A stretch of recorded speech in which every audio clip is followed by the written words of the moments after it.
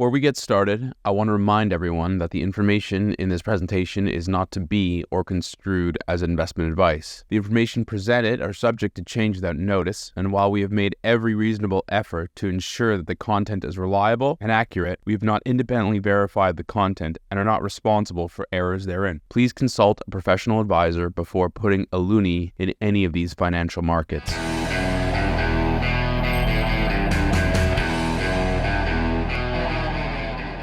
Hi everyone, my name's Richard Diaz and welcome back to the IceCap Canadian Market Wrap. In this week's episode, we're going to dive into October's inflation data. I thought it would be wise to do a little recap on how the Canadian economy has evolved over the last quarter. This short summary will put the inflation data into context and help us set a course for the rest of this year and into next. As the title reads, it has been a rough quarter. It's been a rough decade, but I digress. Right now, Canada's facing slower growth, brought on in part by trade uncertainty. The housing market is finally correcting, but not everywhere. The labor market is soft, but showing pockets of resilience.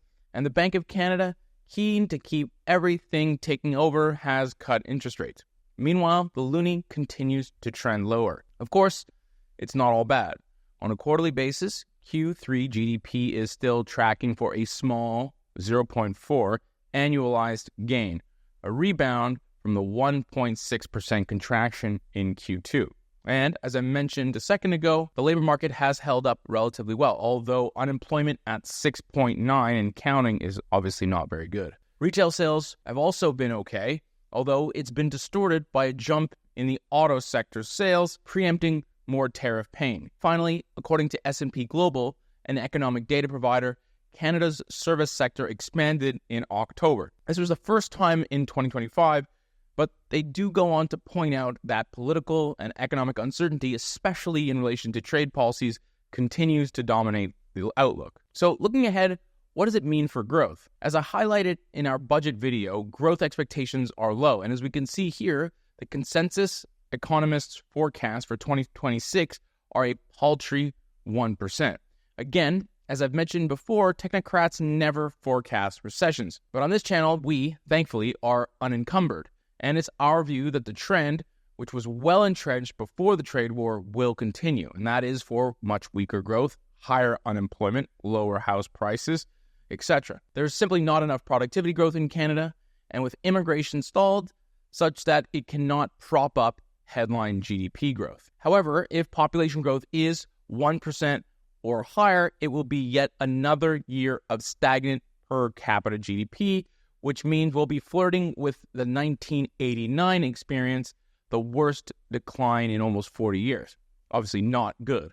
So why do I bring up Canada's weak growth and deteriorating prospects in a video about inflation? Because it's my worry that Canada is slipping into some kind of version of stagflation. Or to be more precise, there are growing risks and warning signs that that is exactly where we're headed. Stagflation refers to a macroeconomic situation where economic growth is weak or declining, inflation is elevated or rising, and unemployment is high or rising. It's a triple whammy of bad news: slow growth, rising prices, and weak labor markets. Historically, we've seen this in Canada in the 1970s and early 1980s, and I think it's fair to say that that's sort of what's happening right now. But Rich, you might say, inflation is low, and indeed, the consumer price index fell to 2.2% in October from 2.4% in September, and it's basically right on target. And of course, you can't argue with that, but that only tells part of the story. Ex-energy inflation rose at a slightly faster pace of 2.8%. This was due to lower gasoline prices at the pump, which fell at a faster year-on-year pace in October, negative 9.4% compared with September, negative 4.1%, resulting from a 4.8 month-over-month decline in October. The following chart makes the drag on inflation from energy very, very clear, whereas food and services, the lion's share of most consumer baskets, is above 3%. As we shift away from these more volatile items, it leaves us with core inflation, and that's where the worries of stagflation become clearer. Core inflation is now 2.9% and rising. And based on the IceCap inflation model, it will continue to do so.